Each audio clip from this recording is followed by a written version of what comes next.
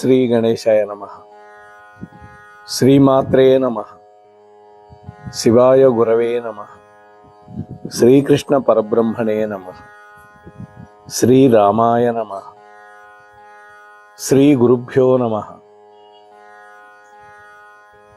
సచ్చిదానందరూపాయ విశ్వోత్పత్యాదిహేతవే తాపత్రయ వినాశాయ శ్రీకృష్ణాయ వయం నమః.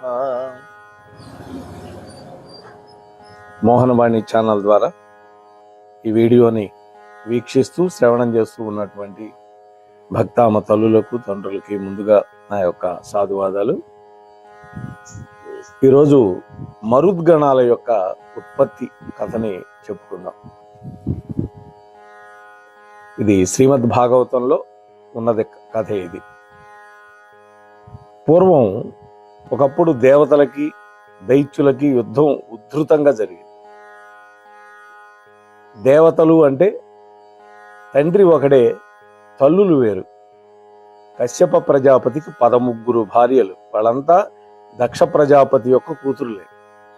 వాళ్ళల్లో దితి అదితి అనేటువంటి వాళ్ళు ముఖ్యులు. దితి అనేటువంటి ఆమెకి దైత్యులు పుట్టారు. అదితి అనేటువంటి ఆమెకి ఆదిత్యులు పుట్టారు. ఆదిత్యులు అంటే దేవతలు. వీళ్ళు దాయాదుల లెక్క కాదు. వాస్తవంగా తండ్రి ఒకడే అయితే దాయాదిత్వం కాదు. కానీ ఇద్దరికీ క్షణకాలం పడదు. దైత్యులు దేవతలు వీళ్ళిద్దరికి యుద్ధమే ఉద్ధృతంగా జరుగుతుంది. దానిలో దైవబలం సమృద్ధిగా ఉన్నటువంటి దేవతలు అనేక మంది దైత్యులని హతమార్చేశారు. కొందరికి కొండలకి కోనలకి దారి చూపించారు. అంటే పారిపోయేటట్టు చేశారు. కొండల్లోకి కోనల్లోకి వెంటబడి తరిమి కొట్టారు. కొడుకుల యొక్క పాట్లు తెలిసి కన్న తల్లి దితి చాలా దుఃఖపడింది. ఇంద్రుణ్ణి మట్టు పెట్టేటటువంటి కొడుకుని కోరుకొని భర్త అయినటువంటి కశ్యపుణ్ణి ప్రార్థించింది. ఆయన సమ్మతితోటి ఆరాధన చేయటం మొదలుపెట్టింది. ఆమె యొక్క భక్తి తాత్పర్యాలకి సంతోషపడి కశ్యపుడు ఇంద్రహంత అయినటువంటి కొడుకు పుడతాడు, కానీ నువ్వు శుచిగా ఈ గర్భాన్ని 100 సంవత్సరాలు భరించాలి అన్నాడు ఆయన. అలా అయితే నీ కోరిక నెరవేరుతుంది.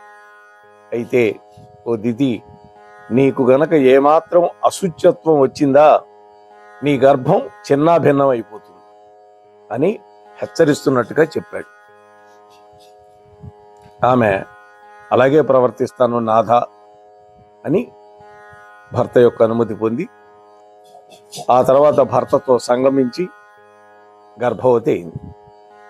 శుచిగా ఉంటున్నది. తన యొక్క గర్భాన్ని జాగ్రత్తగా రక్షించుకుంటూ ఉంది. ఈ విషయం ఇంద్రుడికి తెలిసింది. ఒకరోజు ఆమె దగ్గరకు వచ్చి, పిన్ని ఏదో జరిగిపోయింది గతంలో, అవన్నీ మనసులో పెట్టుకోవద్దు. ఇప్పుడు నువ్వు గర్భవతిగా ఉన్నావు, అందులో నిండు గర్భిణిగా ఉన్నావు. ఇప్పటికే చాలా సంవత్సరాలు మోసావు. నువ్వెంతో అలసిపోయినట్టుగా నాకు కనిపిస్తోంది. అందువల్ల నువ్వు అనుమతిస్తే నీకు సేవ చేసుకుంటాను అన్నాడు. చూడండి, ఆమె పాపం తల్లి మనస్సు కదా, సరేనంది. ఆమె దగ్గరే ఉంటూ ఆమెకు పురాణ కథలు చెబుతూ ఆమెను నవ్విస్తూ నమ్మకం కలిగేటట్టుగా ఉంటూ ఉన్నాడు. నిజంగానే ఇంద్రుడు మారిపోయాడని అనుకుంది పాపం పిచ్చి తల్లి. తన జీవితంలో గత కాలంలో జరిగినటువంటి కష్టాలు సుఖాలు తీరుబాటుగా కూర్చొని ఇంద్రుడితో అప్పుడప్పుడు ప్రస్తావిస్తూ ఉన్నది. వాటిని ఓపికగా విని సముదాయిస్తూ ఆమెని పొగుడుతూ ఆమె యొక్క పాతివ్రత్య వైభవాన్ని పొగుడుతూ వైరాగ్య బోధలు చేస్తూ ఆమెకు ధైర్యం ఉత్సాహం కలిగిస్తూ కాలం వెళ్ళబుస్తున్నాడు ఇంద్రుడు. అంటే అవకాశం కోసం ఎదురు చూస్తున్నాడు. అందుకనే శత్రువుని ఎప్పుడు కూడా దగ్గర పెట్టుకోకూడదు. పక్కలో బల్లెం అంటారు శత్రువుని. ఒకనాటి సాయం సంధ్యా సమయం అయింది. ఒకరోజు పాప ఆమె మూత్ర విసర్జనకు వెళ్ళొచ్చింది. అయితే కొంచెం అలసిపోవటం వల్ల, మతిమరుపు వల్ల కాళ్ళు చేతులు కడుక్కోకుండా అలాగే పడక గదిలోకి వెళ్ళి పక్క మీద వాలిపోయింది. క్షణంలో గాఢ నిద్రలోకి వెళ్ళిపోయింది. సమయం కోసం కనిపెట్టుకొని ఉన్నాడుగా ఇంద్రుడు. ఆమె అశుచిత్వం వస్తేనే కదా ఆమెని ఏదైనా చేయగలుగుతాడు, గర్భస్థ శిశువుని. కాబట్టి ఇంద్రుడు చప్పున సూక్ష్మ రూపం ధరించి ఆ దితి యొక్క గర్భంలోకి ప్రవేశించాడు.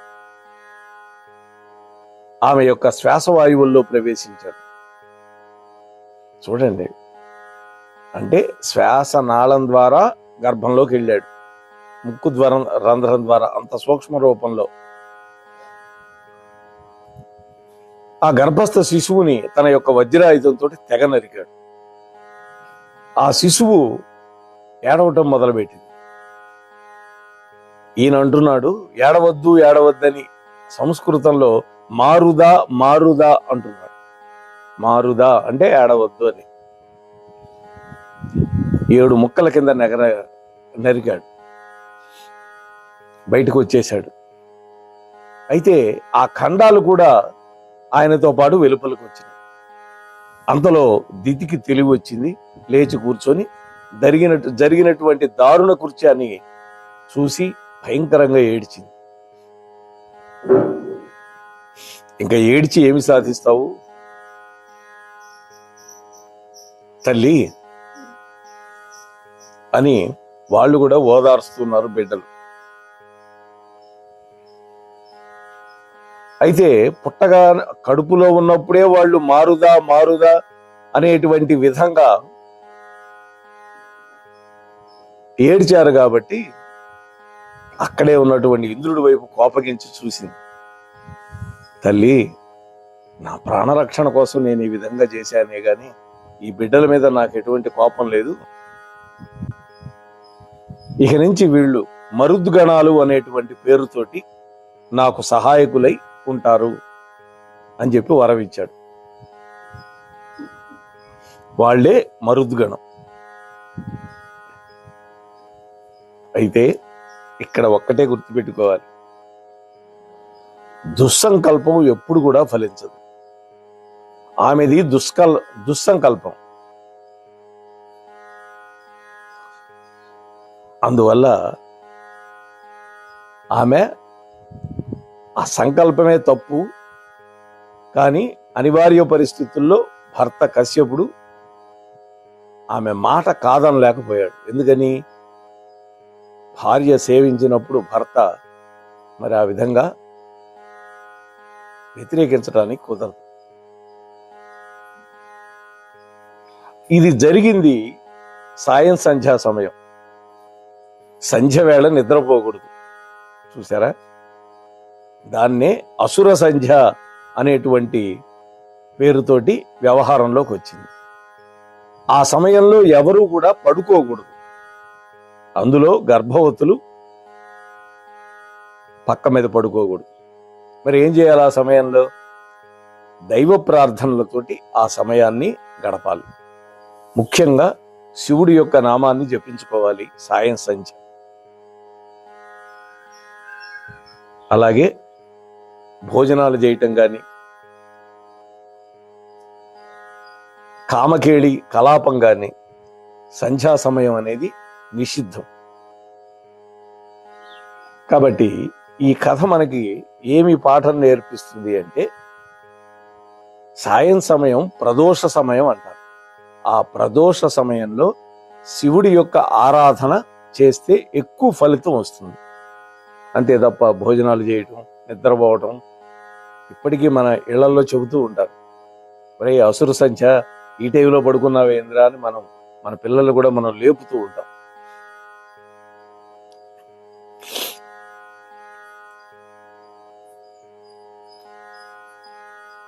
కాబట్టి అసుర సంధ్యా సమయం కేవలం భగవంతుడి యొక్క ఆరాధనకి మాత్రమే మనం ఉపయోగించుకోవాలి. భోజన భాజనాలకి వాడుకోకూడదు, నిద్రపోవడానికి అసలే వాడకూడదు. ఇది వింటూ ఉన్నటువంటి భరద్వాజుడు సూత పౌరాణికుడిని మరొక ప్రశ్న వేశాడు. ఓ సూత మహర్షి, భగవంతుడికి నిత్యం పూజ చేస్తాం కదా, మరుసటి రోజు ఆ పువ్వులని తీస్తాము, అది భగవన్ నిర్మాల్యం, దాన్ని గురించి నాకేదైనా కథ ఉంటే చెప్పయ్యా అని అడిగాడు. అప్పుడు సూతుడు, మంచి విషయం అడిగావు, చెప్తాను విను అని చెబుతున్నాడు. పూర్వం చంద్రవంశంలో రాజులలో శంతన మహారాజు చాలా గొప్పవాడు, భీష్ముడి యొక్క తండ్రి. అతడు దాన ధర్మాలకి, దైవభక్తికి ఎంత పేరు ప్రఖ్యాతులు పొందాడో, బల పరాక్రమాలకి, శౌర్యానికి, విక్రమానికి, చక్కటి పరిపాలనకి అంత పేరు పొందాడు. ఆ మహాత్ముడి యొక్క మంచితనానికి బహుమానంగా ఇంద్రుడు మంచి రథం ఇచ్చాడు. ఒక మంచి రోజు చూసి ఆ రథాన్ని అధిరోహించాలని అనుకొని దాన్ని తన యొక్క రథశాలలో పెట్టించాడు. శంతనుడు నారద మహర్షి యొక్క ముఖతః నరసింహస్వామి యొక్క మహిమ కూడా విన్నాడు. గతంలో భక్తి శ్రద్ధలతో స్వామివారిని ఆరాధించుకుంటూ ఉండేవాడు. ఒకనాడు ప్రాతకాలంలో ముహూర్తం బాగుందని దైవజ్ఞులు చెబితే, దేవదత్తమైనటువంటి ఆ దివ్య రథాన్ని ఎప్పుడెప్పుడు ఎక్కుతానా అనేటువంటి తమకంతో ఉన్నాడు కదా, కాబట్టి త్వరగా నరసింహస్వామి యొక్క పూజ చేసి బయటకు వచ్చాడు. రథశాలకు వెళ్ళి రథాన్ని బయటికి తెప్పించాడు. ఆ రథానికి చుట్టూతా 3 సార్లు ప్రదక్షిణ పురస్సరంగా నమస్కారం చేసి ఆ రథాన్ని అధిరోహించాడు. ఏమి లాభం? రథం ఒక అంగుళం కూడా కదల్లా. కొంచెం ఆశ్చర్యం కలిగి రథం నుంచి కిందకి దిగాడు. రథకారులను రప్పించాడు, అంటే రథాలు బాగు చేసేవాడు. ఈ రథంలో ఏమి లోపం ఉందో చూడండి అని అడిగాడు. వాళ్ళు అన్నారు, ఈ రథంలో ఏ లోపం లేదు మహారాజా అని ఆ రథాన్ని లాగుతూ చెప్పారు.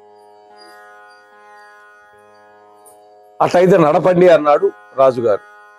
వాళ్ళు కూడా ప్రయత్నించారు, ప్రయోజనం లేదు. వాళ్ళకి ఏమిటో అర్థం కావటం. శంతనుడి యొక్క ఉత్సాహం కాస్త నీరు గారిపోయింది, వెలవెలబోయింది మొహం. అంతఃపురానికి వెళ్ళిపోయాడు. అక్కడ దిగులుగా కూర్చొని ఇష్టదైవాన్ని స్మరిస్తూ ఉండగా మళ్ళీ నారద మహర్షి వచ్చాడు. నారదుడు ఎక్కడ ఎవరికి సమస్య ఉన్నా వస్తాడు, మహానుభావుడు ఆయన. శంతనుడు నారదుల వారికి సవినీయంగా అర్ఘ్యపాధ్యాది విధులన్నీ కూడా నిర్వహించి ఈ రథం యొక్క వృత్తాంతాన్ని చెప్పాడు. నారదుడు వెంటనే ధ్యానంలోకి వెళ్ళిపోయి అసలు విషయం ఏంటో తెలుసుకున్నాడు. రాజా, ఈ రథం కదలపోవడానికి కారణం మరేం కాదు. ఈ రథ నిర్మాణంలో ఎటువంటి లోపం లేదు. నీవు స్వామివారికి నిన్న చేసినటువంటి పూజా పుష్పాలని బయట పారేశావు. ఆ బయటకు వెళ్ళేటటువంటి హడావుల్లో వాటిని దాటి వెళ్ళావు. నిర్మాల్యాన్ని ఎవరి కాళ్లకు తగలని విధంగా ఏదో ఒక మూలగా వెయ్యాలి. వాటిని దాటటం వల్ల నీకు దోషం వచ్చింది. అందుకని నీ రథగమనాన్ని అది పాడు చేసింది.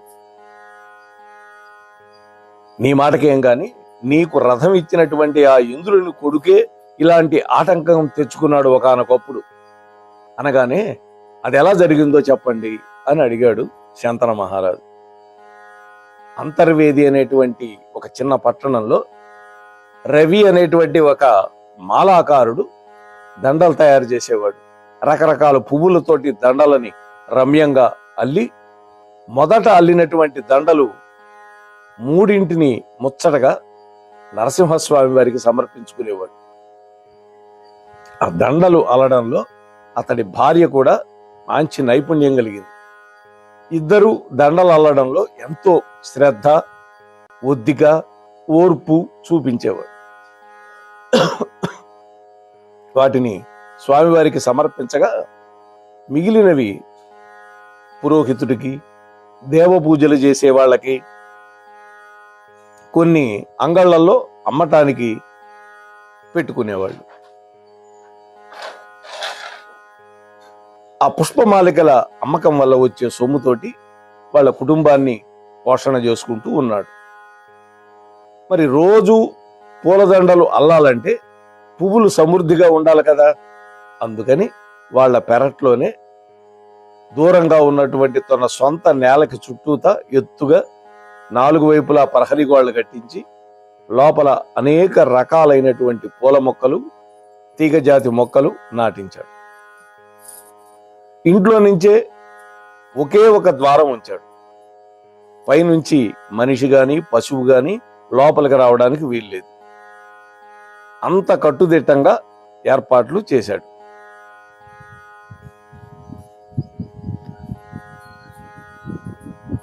ఆ తర్వాత ఏమైందో ఎదురు చూస్తూ ఉన్నారు కదా, చెప్పుకుందాం ఇప్పుడే. ఆ తోటలో మల్లె, మొల్ల, మాలతి, జాజి, పొన్న, సురపొన్న, చేమంతి, సంపెంగ, ఇలా ఎన్నెన్నో జాతులు ఉన్నాయి. దానికి బృందావనం అనే పేరు పెట్టుకున్నాడు ఆ మాలాకారుడు. సూర్యోదయం అయ్యేసరికి కొన్ని పుష్పాలు వికసిస్తాయి, కొన్ని సాయంత్రం పూట పోస్తాయి. మల్లెపూలు సాయంకాలం వస్తాయి కదా. ఆ మొక్కలకి, తీగలకి సమృద్ధిగా నీళ్లు ఉండాలిగా. అందుకని ఒక పెద్ద బావి తవ్వించాడు. దానికి ఒక యాతం ఎత్తించాడు. పూర్వం యాతం అని ఉండేది. అటుపక్క ఇటుపక్క పట్టుకొని ఆ నీళ్లు ముంచి బయటికి చిమ్మితే ఆ కాలువ ద్వారా ప్రవహిస్తాయి అన్నమాట. యాతం అంటారు దాన్ని. 4 వైపులా లోతుగా కాలువలు తవ్వించాడు. తాను ఏతాములో నీరు తోడుతూ ఉంటే ఆయన భార్య ఈ కాలువలు సరిగా చేస్తూ కొన్నింటికి చేదలతో నీళ్లు పోస్తూ ఉంటుంది. ఇద్దరు కలిసి ఆ తోటని అద్భుతంగా పోషించుకుంటూ ఉన్నారు. ఆ తోట పుష్పాలు వికసించి చక్కటి పరిమళాలు వెదజల్లుతూ ఉంటుంది. చల్లటి గాలి ఆ పక్క నుంచి వెళ్ళేవాళ్ళు ఈ రవిని ఎంతో మెచ్చుకుంటూ ఉండేవాడు. ఆహా, నీ తోట పక్క నుంచి పోతుంటే మంచి సువాసన వస్తుందయ్యా రవి, మంచి పని చేస్తున్నావు అని అందరూ పొగిడేవాడు. అలా ఉండగా ఒక అమావాస్య రోజు రాత్రి కన్ను పొడుచుకున్నా కనిపించినటువంటి కటికి చీకటి.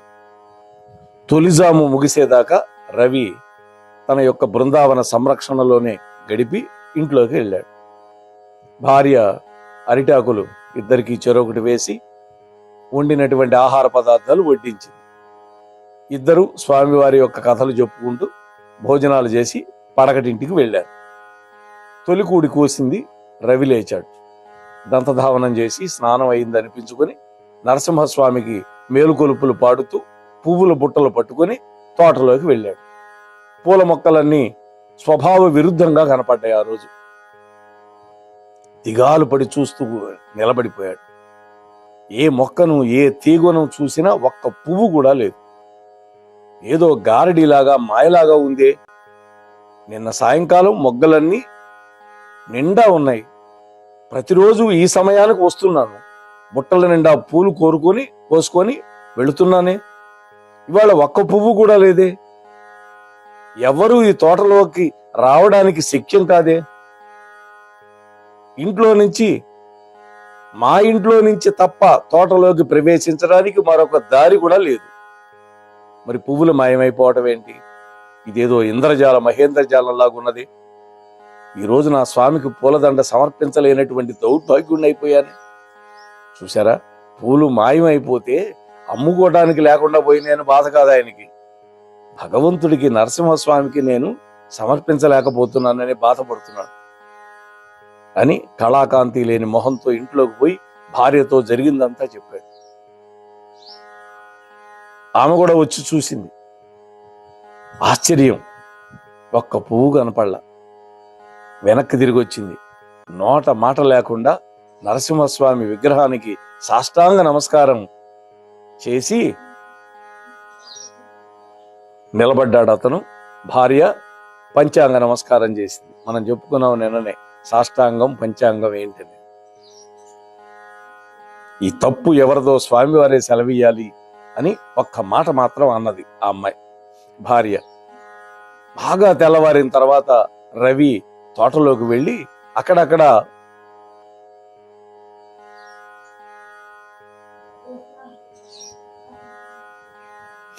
ఎక్కడో ఒక చోట కనిపించిన పువ్వు తెచ్చి స్వామివారి దగ్గర పెట్టి ఏదో ఇవాళ 4 పూలే పెట్టగలిగానని కొంత సంతృప్తి పడ్డాడు పాపం. ఆ రాత్రి స్వామిని ప్రార్థించి రవి పక్క మీద వాలాడు. కొంతసేపటికి నిద్ర పట్టింది ఆయనకు కూడా. అర్ధరాత్రి అయి ఉంటుంది. కలలో స్వామివారి కనపడ్డాడు నరసింహస్వామి. విచారించద్దులే అన్నాడు. ఈరోజు నన్ను పూజించిన పువ్వులు తీసుకొని వెళ్ళి తోటకి అవతల వేసిరా. పువ్వుల కోసం వచ్చినటువంటి ఆ ఇంద్రుడు కొడుకు దొంగ నాటకం ఆట కట్టిపోతుంది అన్నాడు. అంటే ఇంద్రుడి యొక్క కొడుకు జయంతుడు వచ్చి ఆ పూలన్నీ కోసుకెళ్ళాడనమాట. అందుకని ఏమన్నాడు, నాకు పూజించావు కదా నిన్న, ఆ 4 పూలు ఆ నిర్మాల్యం తీసుకెళ్లి నీ తోట అవతల పడేయమన్నాడు, ఆ గోడ అవతల అని చెప్పి కలలో స్వామి అదృశ్యమైపోయినాడు. రవి చప్పున లేచాడు, భార్యను లేపి కలంతా చెప్పాడు. ఇంద్రుడు కొడుక ఇంత పని చేశాడు అని ఆమె కూడా ఆశ్చర్యపోయింది. రవి పూజాగృహంలోకి వెళ్ళి నిర్మాల్యం తెచ్చి తోట కూడా పక్కన చల్లి వచ్చేశాడు. అంతలో దివ్యరథం యొక్క గంటల సప్పుడు వినపడింది. చంద్రబింబం వంటి మంచి మొహం కలిగినటువంటి దేవకాంతలని వెంట పెట్టుకొని దేవేంద్రుడు కొడుకు వచ్చి గోడకు పక్కనే రథం దిగి అక్కడి నుంచి ఆ గోడ దాటి లోపలికి దిగాడు. పువ్వులు కోసుకొని రథం ఎక్కబోయాడు. రథం ఎక్కలేక కిందనే ఉండిపోయాడు. ఏమిటి వింత అని సారథిని అడిగాడు. తన తండ్రి సారథి పేరు మాతలి. ఆ వైపున ఉన్నటువంటి సారథి పరికించి గోడ పక్కన చూచి, కుమారా, స్వామివారిని పూజించినటువంటి పూలు కింద పడి ఉన్నాయి, వాటిని చూడకుండా నువ్వు తొందరపడి దాటి రథం ఎక్కడానికి వచ్చావు. నిర్మాల్యాన్ని దాటినందువల్ల ఈ పని జరిగింది. ఆ దోషం పోవడానికి నువ్వు తిన్నగా కురుక్షేత్రానికి వెళ్ళు. అక్కడ మునులు యజ్ఞాలు చేస్తూ ఉన్నారు. ఆ యజ్ఞం చూడటానికి దేశ దేశాల నుంచి ఎంతో మంది రాజులు వచ్చి ఉంటారు. వాళ్ళు భోజనాలు చేసి విడిచిపెట్టినటువంటి ఎంగిరాకులు తీసి అవతల పారవేస్తూ ఆ ప్రదేశం అంతా నీటితో శుద్ధి చేస్తూ ఉండు. అట్లాగా 12 ఏళ్లు గనక చేస్తే నీవు ఈ నరసింహస్వామి యొక్క నిర్మాల్యాన్ని తొక్కినందువల్ల వచ్చిన పాపం పోతుంది. అంతే, దీనికి పరిహారం వేరే లేదు అన్నాడు మాతలి. మేము అమరావతికి వెళ్ళిపోతాం అని ఆ సారథి అప్సరకాంతలని రథం మీద ఎక్కించుకొని స్వర్గానికి వెళ్ళిపోయాడు. ఇంద్రుడు కొడుకు జయంతుడు కిమ్మనకొండ కురుక్షేత్రానికి ఒక సామాన్య మానవుడిలాగా వెళ్ళాడు. అక్కడ 12 ఏళ్ల పాటు యజ్ఞాలు జరుగుతూ ఉంటే ఆ ఋషులు బ్రాహ్మణులు భోజనం చేసినటువంటి ఎంగిలాకులు తీసి పారేస్తూ భోజనశాల శుద్ధి చేస్తూ కాలక్షేపం చేశాడు. ఆ తర్వాత పాప విముక్తుడై అమరావతికి వెళ్ళిపోయాడు. శంతన మహారాజా, విన్నావా? నిర్మాల్యాన్ని ఏ దేవతకి సంబంధించిన దాన్నైనా సరే దాన్ని దాటకూడదు, తొక్కకూడదు. వెళ్ళు, నువ్వు కూడా కురుక్షేత్రానికి వెళ్ళి అక్కడ యాత్రికులు భుజించినటువంటి విస్తరలన్నీ తీసి అవతల పారేస్తూ ఆ ప్రదేశం అంతా శుద్ధి చేస్తూ ఉండు. అట్లాగే 12 సంవత్సరాలు గనక చేస్తే నువ్వు పవిత్రుడివై తిరిగి వస్తావు. ఇదంతా నువ్వు భగవంతుడి యొక్క నిర్మాల్యాన్ని తొక్కడం వల్ల నీకు వచ్చిన పాపం అన్నాడు. అప్పుడు నువ్వు వచ్చి రథం ఎక్కితే ఆ రథం నిరాఘాటంగా సాగుతుంది అని చెప్పి మహర్షి వెళ్ళిపోయాడు.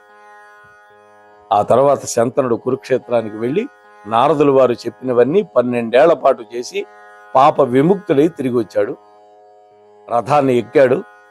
అప్పుడు రథం యొక్క గమనం నిరాఘాటంగా జరిగి హాయిగా రాజ్యాన్ని పరిపాలించాడు. కాబట్టి భగవంతుడి యొక్క నిర్మాల్య లంఘన దోషం ఇలాంటిది అని సూత పౌరాణికుడు భరద్వాజ మహర్షికి చెప్పాడు. మరి ఇవాళ మనం 2 విషయాలు చెప్పుకున్నాం. మొదటిది మరుద్గణాల యొక్క ప్రాదుర్భావం. ఆ తర్వాత భగవంతుడి యొక్క నిర్మాల్యాన్ని తొక్కటం కానీ దాటటం కానీ చేస్తే ఎటువంటి దోషం వస్తుందో చెప్పుకున్నాం. కాబట్టి మనం కూడా అటువంటి పనుల జోలికి వెళ్లకుండా చక్కగా భగవంతుడి యొక్క నిర్మాల్యాన్ని ఎవరూ తొక్కని చోట చెట్ల పాదుల్లో వేసేస్తే, నీళ్లు పోసేస్తే అవే ఎరువుగా మారిపోతుంది అని మీతో మనవి చేసుకుంటూ ముగిస్తున్నాను. స్వస్తి. మోహన్వాణి తెలుగు పోడ్కాస్ట్ వింటున్న శ్రోతలందరికీ హృదయపూర్వక ధన్యవాదాలు. వినండి, వినిపించండి, వింటూనే ఉండండి మోహన్వాణి తెలుగు పోడ్కాస్ట్. మీరు వింటున్నారు మోహన్వాణి. మా కార్యక్రమాలు మీకు నచ్చితే ఇప్పటివరకు మా ఛానల్కి సబ్స్క్రైబ్ చేసుకోకపోతే వెంటనే ఈ క్షణమే సబ్స్క్రైబ్ చేసుకుని ఆ పక్కనుండే బెల్ బటన్ని మ్రోగించి అందరికీ షేర్ చేసి మీ విలువైన కామెంట్ను కూడా చేసి మమ్మల్ని ప్రోత్సహిస్తారని కోరుతున్నాను.